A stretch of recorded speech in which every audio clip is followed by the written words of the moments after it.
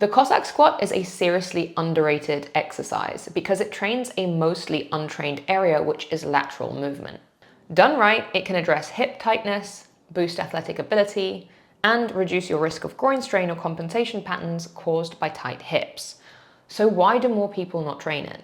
Because for most people, this move is just uncomfortable and they write it off as this just isn't for me. But depending on your ankle dorsiflexion, your adductor tightness, and your hip rotation, there are progressions that make this exercise achievable. So today I want to go through the most common progressions and alternatives so that you can find a movement with the Cossack Squat that feels comfortable for you today. And I also want to mention that you don't have to do a huge amount of Cossack squats in order to get some benefits. I'd actually advise against going super heavy or large range of motion just for the sake of it. I would advise on actually picking the progression that feels best for you and not forcing the range or the weight too much too soon. Simply being consistent with it will do wonders. Okay, so to begin with, we're going to warm up with the antagonist muscles, the outer hips. In any movement, the antagonist is the muscle group that works in opposition to the main mover. So here the outer hip muscles are the antagonist to the inner thigh muscles, which are going to do most of the work of the lateral squat. Warming up the antagonist first helps to reduce some of that protective tension you might feel. You know that feeling that screams at you and says, hey, that's far too tight. So this should theoretically take some of that edge off. So this is a banded crab walk. So to do this, we're going to keep a slight bend in the knees and lead with our knees, not our feet, in order to take that first step. So you should be pushing off thinking the knees are guiding the movement, not the feet. Try to avoid the knees caving in and avoid swaying through the trunk. And you should have a tiny bend in the knees to the point where you're feeling the outer glutes, but not the hip flexors. This is now the point where you can, if you want to, do a little bit of adductor rolling with a foam roller. It's not necessary, but if it helps to reduce some of the tension, then I'm all for it, and you only really need a few minutes. Okay, so now we are doing a hand-supported Cossack crawl. You can see I'm using my hands to take most of my weight, and I'm rotating my foot away from my body to get that little bit of femur rotation. Okay, so we're ready for the first progression. This is the easiest one, where we are using a band. It can be elastic or it can simply be some straps, doesn't matter. As long as it's attached in front of you and you tug on it so that your biceps and your back are slightly engaged, you're going to engage your core and go down only as low as you can control. So I'm using quite a large range of motion because my hips are going lower than my knees. But you can actually stop about in line with your knee, you don't have to go that low. And if your ankles are not that flexible, you can actually put some plates underneath both heels to basically make it easier to get into that deeper knee flexion without your ankles having to be as flexible. This is also the time to start playing around with how much depth you can handle and whether you prefer having your feet constantly pointing forwards or whether you're comfier actually rotating the feet and using a little bit of hip rotation. Okay, so moving on to the band-supported Cossack flyover. So if you do it as high as there, is what I'm showing you, it's really quite easy. You're simply just straightening one leg and then the other.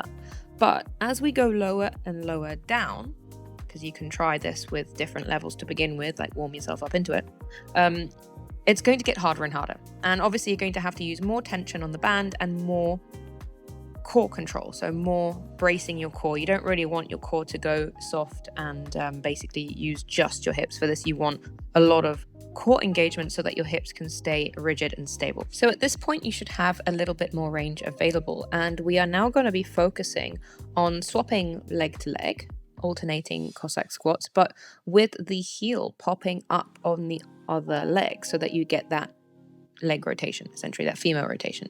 So at this point, this should slightly increase your range of motion, but also this should be a little bit harder as you are continuously swapping side to side. You can, of course, also use the plates still under your heels in every single one of these exercises that I'm showing you. This is what I would call the last beginner's exercise before moving on to much harder variations. It's different person to person. This could take you several sessions, or it could take you several weeks to months to achieve. But the next progression after this is a freestanding lateral squat with a weight. I am using an adjustable dumbbell. You can use a kettlebell, it really doesn't matter, but I'm holding the weight basically to my chest, so the center of gravity is in my core. Whereas if I was to bring the weight too far forward, it would then be more in my back, and you don't want that. Okay, so now we are moving on to a barbell weighted Cossack or lateral squat. This is a completely different feeling to the goblet squat variation. So with the goblet squat variation, you're really feeling that in your core. You're feeling a lot of front loading. Here you're feeling more the back of the legs, the glutes and the hamstrings. And it is a lot easier on your core because you don't have to work as hard as if you are holding it right to your chest and the weight's not pulling you forward as much. So this is the next exercise that I would call hard or advanced and not even that necessary to train. I think if you can do any of the variations I've shown you before, that's fantastic. This is almost like just novelty. So basically we are going to the ground, as you can see. My feet are facing forward and I'm using a huge amount of band assistance. If it is your goal to master the Cossack squat to the ground with weight, then I would start here with a band where you can start practicing with a little bit of weight assistance. So essentially the band is taking some of the weight off of you, and you can do your internal rotation drill and back up without necessarily having to use all of your weight and having to bring yourself up all on your own. Because to begin with, if you're doing that without ever trying it before, it's probably larger range of motion of muscles than you've ever had to really use. So it can just be a little bit risky, whereas the band is going to take away some of that so that you can get up in an easier way. And with enough weeks of practicing this, you should be able to bridge some strength gaps and be able to suddenly load this movement. But of course, just bear in mind, this does take a lot longer if you are new to this range. Okay, so a Cossack flyover with a weight is significantly harder than obviously doing it with a band or body weight.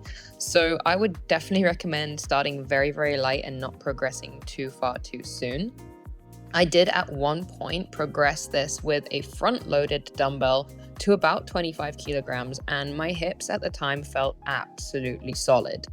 All I will say is that took me quite some time to work my way up to, and I started with first practicing the bodyweight version, which is what I'm showing you here, with the hip rotation element. Your focus is the bottom portion of the Cossack. It's when you're at the deepest range that you want to be very slow and intentional about your movement so that you don't end up basically moving so quickly that you are moving through areas that are weak, if that makes sense. It may sound counterintuitive, but basically slowing down and allowing more time under tension to accumulate in your weak spots is how you are going to get stronger. What I would say though is, surprisingly, doing it body weight is very, very hard to control, whereas you add a weight, even overhead, which this is basically just a movement challenge here. There's no real reason to train it this way. If you can challenge yourself to doing an overhead weighted Cossack flyover, then probably you are ready for a little bit more weight and a barbell. But what I will say is don't go too far too soon with this, because adding a huge amount of weight in such a large range of motion is risky, and I would rather that you do less range of motion and less weight and simply work your way up to something like that gradually if that is your goal. Thanks for watching. If you found that video useful, please subscribe and comment below what you'd like to see next.